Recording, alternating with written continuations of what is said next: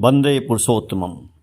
हमारे सामने आज मेडिकल की स्टूडेंट बैठी हैं और इन्होंने मेडिकल क्वालिफाई कैसे किया, उसमें इनके आइडियल का क्या रोल रहा श्री ठाकुर जी का इनके जीवन में, वो अपने वृत्तांत में बता रही हैं। निरंजना सिंह इनका नाम है। लीजिए। सबसे पहले सभी को मेरा जय गुरु। मैंने आज से 3 साल पहले नीट एग्ज़ाम के थ्रू, आप सब जानते होंगे, मैंने मेडिकल MBBS की तैयारी की थी। तो मैंने compete किया था गवर्नमेंट मेडिकल कॉलेज में।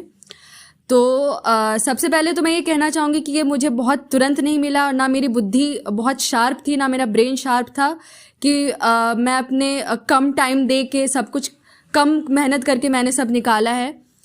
फर्स्ट अटेम्प्ट मैं कहना चाहूँगी कि मेरा फर्स्ट अटेम्प्ट में नहीं निकला था, और फर्स्ट अटेम्प्ट में शायद नहीं निकलने का वजह मोबाइल था मेरा, जो कि बहुत लोगों का होगा, बहुत सारे यूथ्स का होगा जो कि कंपटीशन की तैयारी कर रहे होंगे अभी फ़िलहाल। तो ये मुझे मेरे फर्स्ट अटेम्प्ट में नहीं समझ में आया, पर फिर मैं दोबारा पापा को बोली कि मुझे फिर से तैयारी करना है। तो पापा बोले ठीक है। तो मैं जब तैयारी करने लग गई और मैं टेस्ट देने लग गई मेडिकल एग्ज़ाम्स के, तो मेरे मार्क्स तब भी नहीं उठ रहे थे। तो अब तो मैं डेली सत्संग करती थी, पूजा करती थी, सत्यानुसरण की वाणी पढ़ती थी, नाम ध्यान करती थी। तो उसमें सत्यानुसरण की एक वाणी थी कि सबसे पहले हमें दुर्बलता के प्रति युद्ध करना होगा। तो ये मैं पढ़ती थी, पर शायद मुझे बहुत टाइम तक ये क्लिक नहीं किया। फिर एक दिन जब मैं प्रार्थना करने लग गई, नाम ध्यान की, तो मुझे ये रियलाइज़ हुआ कि शायद मेरा मार्क्स कम आने का वजह हो सकता है मोबाइल है, क्योंकि मैं मोबाइल से बहुत डिस्ट्रैक्टेड रहती थी। हर आधा घंटा में मुझे मोबाइल चलाने का हैबिट था। फिर मैंने क्या किया कि सोचा कि शायद अब मैं मोबाइल को अपने से दूर रखूँगी। तो मेरे दिमाग में बहुत सारे आइडियाज़ आए कि सबसे पहले मैं कबर्ड में बंद कर दूँगी, मोबाइल को स्विच ऑफ करके रखूँगी, फिर पढ़ाई करूँगी। फिर मेरे दिमाग में ये भी आया कि ये तो मेरे बस का है, मैं वापस मोबाइल लेके चला सकती हूँ।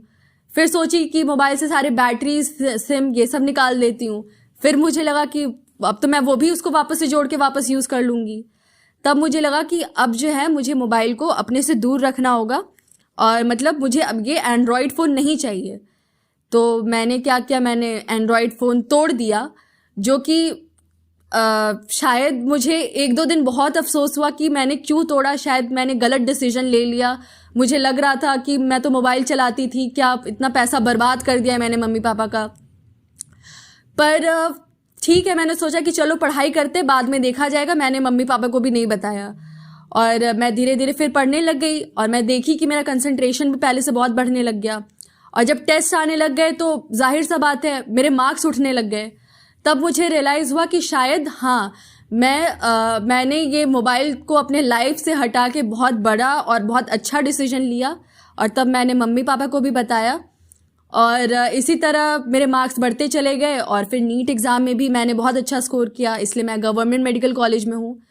तो इससे मैं सारे यूथ्स जो अभी मेडिकल या फिर किसी भी कंपटीशन के लिए प्रिपरेशन ले रहे हैं, तो मैं वही बोलना चाहूँगी कि आप में से 90% लोग की कमज़ोरी मोबाइल होगी ज़रूर, और शायद ये किसी को रियलाइज़ नहीं होता है कि आपके ब्रेन में क्या जा रहा है। मोबाइल यूज़ करते टाइम आपके ब्रेन में क्या इमेज बन रहा है जब आप पढ़ते हो, जब आप मोबाइल साथ में चलाते हो। तो मैं यही कहना चाहूँगी कि जब मैं प्रिपरेशन ले रही थी तो बहुत सारी वानियाँ थी। उसमें से जैसे मुझे एक वाणी बहुत अच्छे से याद है कि विफलता दुर्बलता नहीं, बल्कि चेष्टा ना करना ही है दुर्बलता, और ये अम्लान चेष्टा ही हमें मुक्ति की ओर ले जाएगी, जो कि ठाकुर जी के सत्यानुसरण ग्रंथ से ये वाणी है। आप सब ने पढ़ा ही होगा। पर वही है कि इन वानियों को हमें अपने लाइफ में अप्लाई करना होगा। और अगर आपको जब ये रियलाइज़ होता है कि ये आपको किस तरह से आपको प्रोग्रेस कर रहा है, तो आप कभी पीछे नहीं हटिएगा उस चीज़ से। और इन्हीं सब बातों के साथ मैं अपने वानियों को विराम देती हूँ, और सभी को मेरा जय गुरु।